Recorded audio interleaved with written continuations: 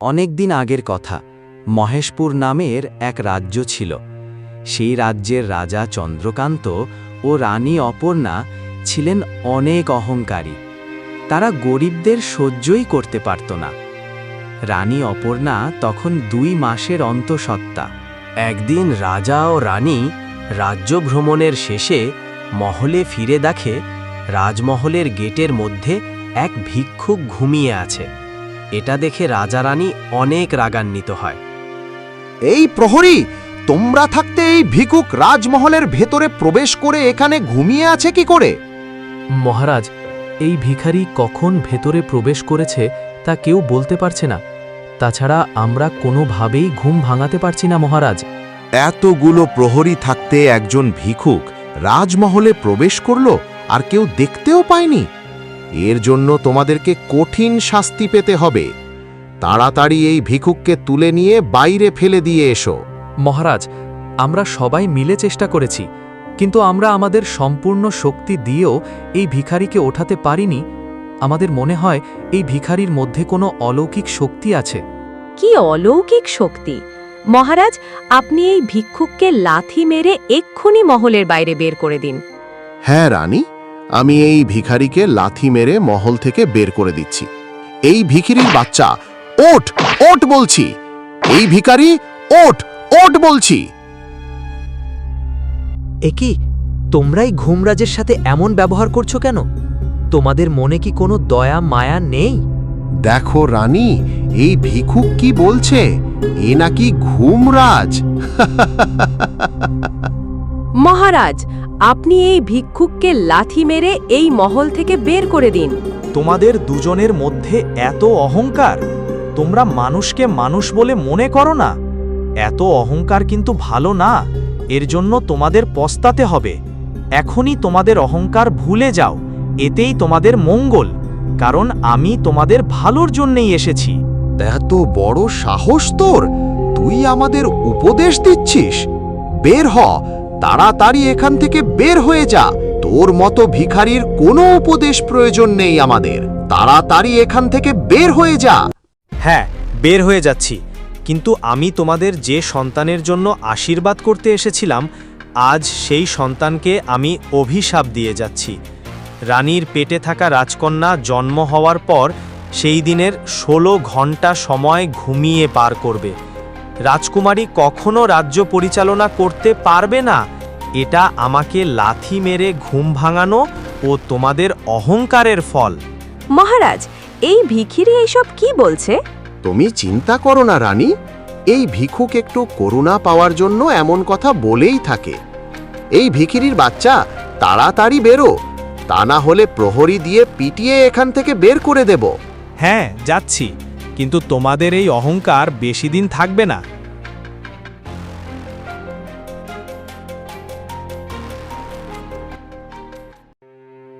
এরপর কয়েক মাস কেটে যায়। রানীর কোলে এক ফুটফুটে রাজকন্যার জন্ম নেয়, কিন্তু রাজকন্যা সব সময়ই ঘুমিয়ে থাকে। তে রাজা রানী ধীরে ধীরে বুঝতে পারে তারা সেদিন ভিক্ষুকের সাথে কত বড় অন্যায় করেছিল। কিন্তু তাদের ভুল বুঝলেও কোনো লাভ হয় না। তারা ক্ষমা চাওয়ার জন্য তারা সেই ভিক্ষুককে আর খুঁজে পায় না।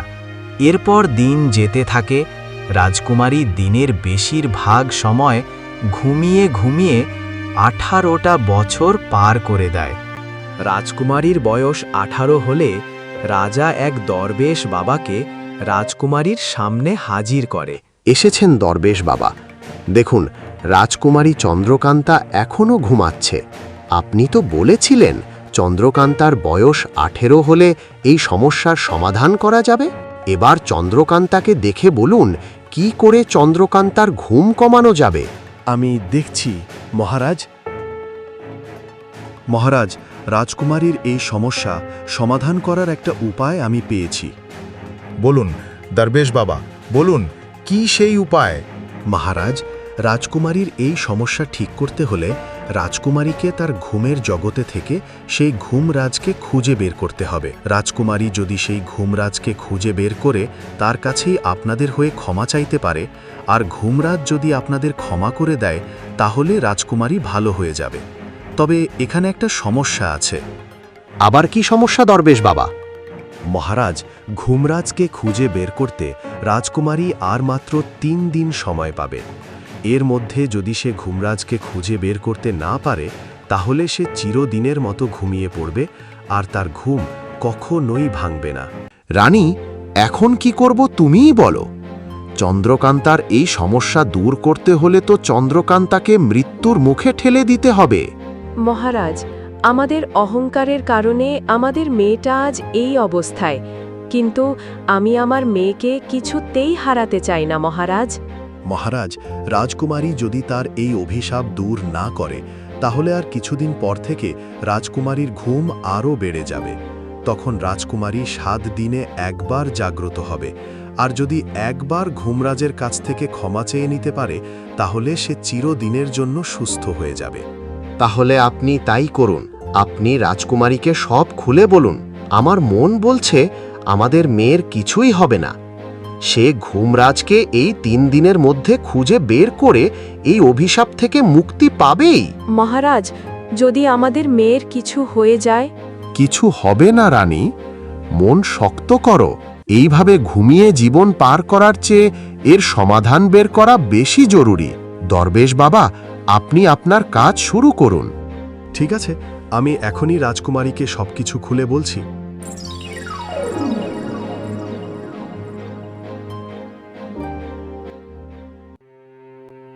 বলুন দরবেশ বাবা, কি বলতে চান? তোমাকে ঘুমের জগতে থেকে ঘুমরাজকে খুঁজে বের করে তোমার মা বাবার হয়ে ক্ষমা চাইতে হবে। তবেই তুমি এই অভিশাপ থেকে মুক্তি পাবে। ঠিক আছে, আমি ঘুমরাজকে খুঁজে বের করব। হ্যাঁ, মনে রেখো, তোমাকে 3 দিনের মধ্যে ঘুমরাজকে খুঁজে বের করতে হবে। তা না হলে তুমি কখনোই ঘুম থেকে জাগতে পারবে না।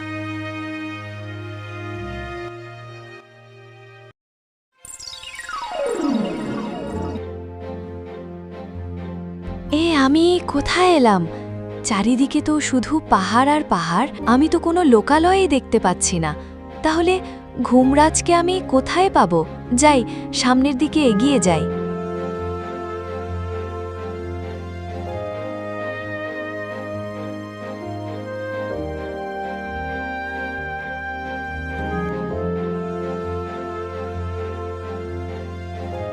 কি, এই জনশূন্য রাস্তায় এই বৃদ্ধা মহিলা ঘুমিয়ে আছে? একবার ইনার কাছ থেকে জেনে নি ঘুমরাজ কোথায় আছে। এই যে শুনছেন শুনছেন, আপনি কি ঘুমিয়ে আছেন? এই যে শুনছেন? কে তুমি বাছা? আমি মহেশপুর রাজ্যের রাজকুমারী চন্দ্রকান্তা। তুমি রাজকুমারী? সে তো খুব ভালো কথা। তা তুমি কি আমাকে একটু সাহায্য করবে বাছা? হ্যাঁ, বলুন না, আপনাকে কিভাবে সাহায্য করতে পারি? আমি অন্ধ মানুষ, চোখে কম দেখি বলে আজ 5 দিন হলো রাস্তা হারিয়ে এখানেই পড়ে আছি। তুমি কি আমাকে একটু আমার গ্রামে পৌঁছে দেবে? কিন্তু আশেপাশে তো কোনো গ্রাম নেই। তাছাড়া আমি তো আপনার নাম চিনি না, আর সেখানে যেতে কত সময় লাগবে তাও জানি না। এখান থেকে সোজা পূর্ব দিকে গেলেই আমার গ্রাম, আর সেখানে যেতে বড়জোর 1 দিন লাগবে। কিন্তু আমার কাছে তো মাত্র 3 দিন সময় আছে, আর এর মধ্যে ঘুমরাজকে খুঁজে বের করতে হবে। আপনি কি জানেন ঘুমরাজ কোথায় থাকে? না, আমি জানি না ঘুমরাজ কোথায় থাকে। তবে তোমার হাতে তো 3 দিন সময় আছে। এর মধ্যে থেকে 1 দিন আমার জন্য নষ্ট করলে আমি আমার বাড়ি যেতে পারতাম। এখানে বসে আমাকে তাহলে মরতে হতো না। ঠিক আছে, চলুন আমি আপনাকে আপনার গ্রামে পৌঁছে দিই। হ্যাঁ, চলো।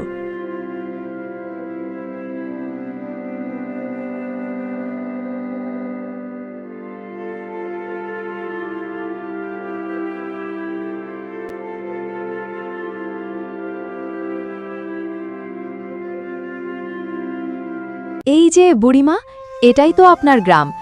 এখন কি আপনি যেতে পারবেন, নাকি বাড়ি পৌঁছে দিতে হবে? হ্যাঁ, যেতে পারবো। তোমাকে আর কষ্ট করতে হবে না। তোমার জন্যেই আমি আমার গ্রামে আসতে পারলাম, না হলে ওখানে বসে থাকতে হতো। ঠিক আছে, তাহলে আপনি আপনার বাড়ি যান, আর আমি চললাম। আমাকে এই 2 দিনের মধ্যেই ঘুমরাজকে খুঁজে বের করতে হবে।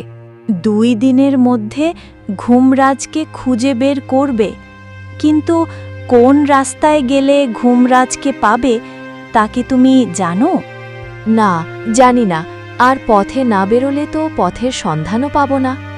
হ্যাঁ, তা পাবে না, কিন্তু ভুল পথে গেলে তো তুমি ঘুমরাজের কাছে পৌঁছতেই পারবে না।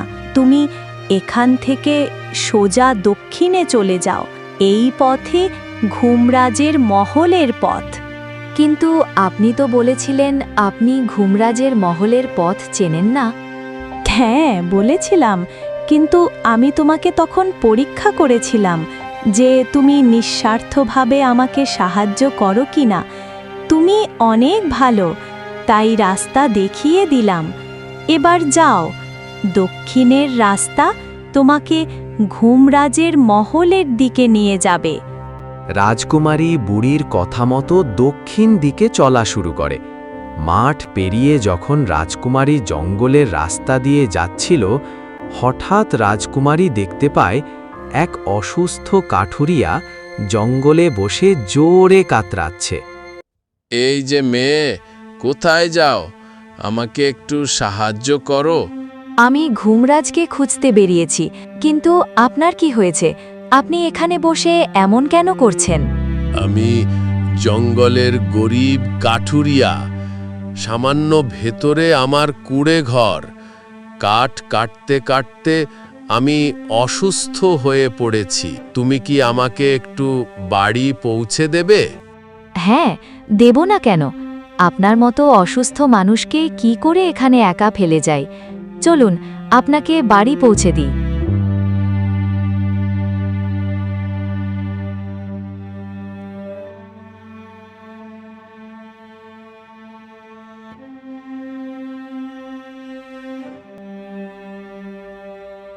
আর পারছি না, মনে হয় আর বাঁচব না।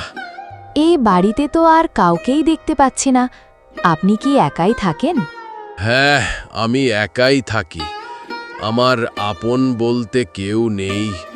যাও যাও, তুমি চলে যাও। তোমার হাতে আর বেশি সময় নেই। তুমি গিয়ে আগে ঘুমরাজকে খুঁজে বের করো।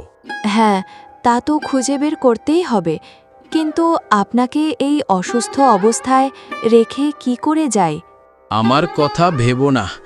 আমার মতো একটা সামান্য কাঠুরিয়া মরে গেলে কি আর হবে?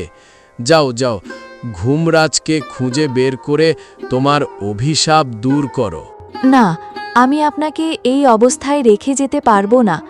এতে আমার যা হয় হবে। রাজকুমারী অসুস্থ কাঠুরিয়ার কষ্ট দেখে তাকে রেখে যেতে পারল না। সারা রাত কাঠুরিয়ার সেবা করে কাঠুরিয়াকে সুস্থ করে তোলে। আপনি এখন সুস্থ, এবার আমাকে বিদায় দিন। আমি এখন ঘুমরাজকে খোঁজার উদ্দেশ্যে বের হব। তুমি তোমার উদ্দেশ্যে সফল হবে। তুমি অনেক ভালো। তুমি একজন রাজকুমারী হয়েও আমার মতো সাধারণ গরিব কাঠুরিয়াকে সুস্থ করেছ। তাই আমি তোমাকে ঘুমরাজের কাছে যাওয়ার একটা সহজ রাস্তা বলে দেব। ঠিক আছে, বলুন আমাকে কোন দিকে যেতে হবে, যাতে আমি খুব তাড়াতাড়ি ঘুমরাজের কাছে পৌঁছাতে পারবো? তোমার হাতে মাত্র 1 দিন সময় আছে। তুমি জঙ্গলের উত্তর দিকে গেলে ঘুমরাজের মহল দেখতে পাবে। যাও যাও, তাড়াতাড়ি যাও। তাহলে আমি এখন চলি।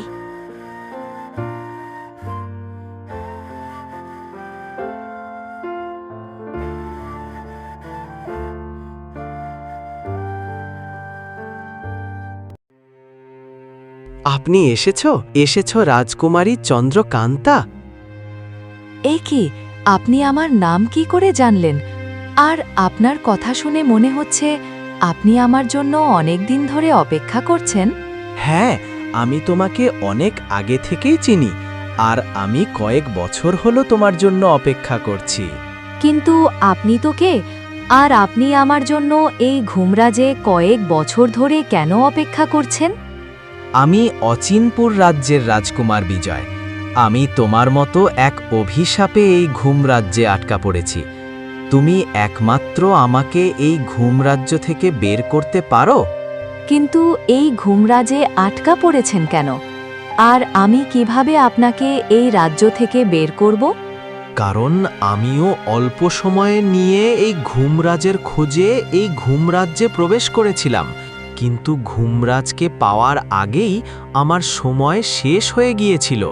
তাই আমার জন্য ঘুমরাজ্যের মহলের দরজা বন্ধ হয়ে গেছে, আর আমি এই ঘুমরাজ্যে আটকা পড়েছি।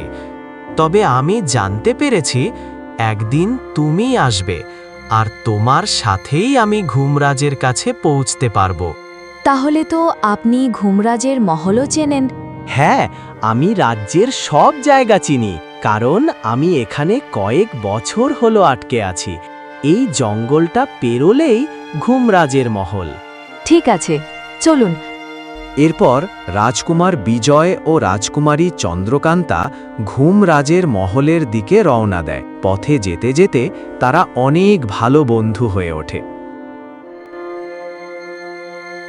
এরপর তারা ঘুমরাজের মহলের সামনে পৌঁছায়। তারপর তারা মহলে প্রবেশ করে। এরপর তারা ঘুমরাজের রাজ দরবারে হাজির হয় এবং দেখতে পায় সেখানে ঘুমরাজ ঘুমিয়ে আছে। ওই তো, ঘুমরাজ ঘুমিয়ে আছে। রাজকুমারী, একমাত্র তুমিই ঘুমরাজের ঘুম ভাঙাতে পারো। ডাকো ঘুমরাজকে। কিন্তু ঘুমরাজের ঘুম ভাঙানোর জন্যেই আমরা অভিশপ্ত। আবার যদি ঘুমরাজের ঘুম ভাঙাই, তাহলে সে তো আমাদের আর এক অভিশাপ দিতে পারে। তুমি ঠিকই বলেছ। গোমরাজের ঘুম না ভাঙা পর্যন্ত আমাদের অপেক্ষা করতেই হবে। আজ আমি ঘুমাইনি, আমি তোমাদের আসার অপেক্ষায় ছিলাম। ঘুমরাজ, আমরা আমাদের বাবা মায়ের ভুলের ক্ষমা চাওয়ার জন্য আপনার কাছে এসেছি। আপনি দয়া করে আমাদের এই অভিশাপ থেকে মুক্ত করুন। হ্যাঁ, আপনি তাদের ক্ষমা করে দিন। তারা তাদের ভুল বুঝতে পেরেছে। এখন তারা আগের মতো অহংকারী নেই। তারা তাদের ভুল বুঝতে পারবে, এটা আমি আগে থেকেই জানি। কিন্তু আমি তোমাদের মুক্ত করব রাজকুমারীর জন্য, কারণ রাজকুমারী নিজের কথা না ভেবেই নিঃস্বার্থভাবে অন্ধপুরী ও অসুস্থ কাঠুরেকে বাঁচিয়েছে। আপনি কি করে জানলেন যে আমি ওদের সাহায্য করেছি? আমি সব জানি, কারণ ওই অন্ধ বুড়ি আর অসুস্থ কাঠুরিয়া আর কেউ না, ওগুলো আমিই ছিলাম। তাহলে দয়া করে এবার আমাদের ক্ষমা করে দিন। ঠিক আছে, আমি তোমাদের এই অভিশাপ থেকে মুক্ত করে দিলাম। আজ থেকে তোমরা মুক্ত। ঘুমরাজ রাজকুমারী ও রাজকুমারকে ক্ষমা করে তাদের অভিশাপ থেকে মুক্ত করে দেয়। এদিকে 3 দিন পার হয়ে যাওয়ায় রাজা, রানী ও দরবেশ চিন্তায় পড়ে যায়। তারা ভাবতে থাকে হয়তো রাজকুমারীর ঘুম রাজ্যে আটকা পড়েছে।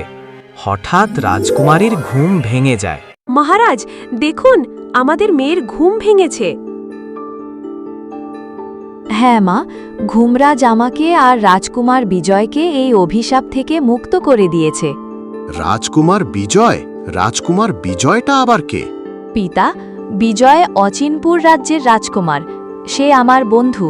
সেও আমার মতো অভিশপ্ত হয়েছিল। ঘুমরাজ আমাদের দুজনকেই ক্ষমা করে দিয়েছে। মহারাজ, রাজকুমারী এখন পুরোপুরি সুস্থ। আপনি চাইলে অচিনপুর রাজ্যের রাজকুমারীর সম্বন্ধে খোঁজ নিতে পারেন। হয়তো রাজকুমারীর ভাগ্যে রাজকুমার বিজয় রয়েছে, যার জন্য ঘুম রাজ্যের সেও আটকা পড়েছিল। রাজকুমারী অভিশাপ থেকে মুক্ত হওয়ায় সবাই অনেক খুশি হয়। ওদিকে অচিনপুর রাজ্যের রাজকুমার ঘুম থেকে উঠে রাজকুমারীর ব্যাপারে সব খুলে বলে। তখন অচিনপুরের রাজ্যের রাজা কৃষ্ণচন্দ্র ও রাজা চন্দ্রকান্ত মিলে রাজকুমারী চন্দ্রকান্তা ও রাজকুমার বিজয়ের বিবাহ সম্পন্ন করে। এরপর বিজয় ও চন্দ্রকান্তা মিলে সুখে শান্তিতে বাস করতে থাকে। তো বন্ধুরা, যদি ভিডিওটা ভালো লেগে থাকে একটা লাইক ও চ্যানেলটিকে সাবস্ক্রাইব করে নিও। দেখা হচ্ছে এরকম মজার কোনো পরবর্তী ভিডিওতে।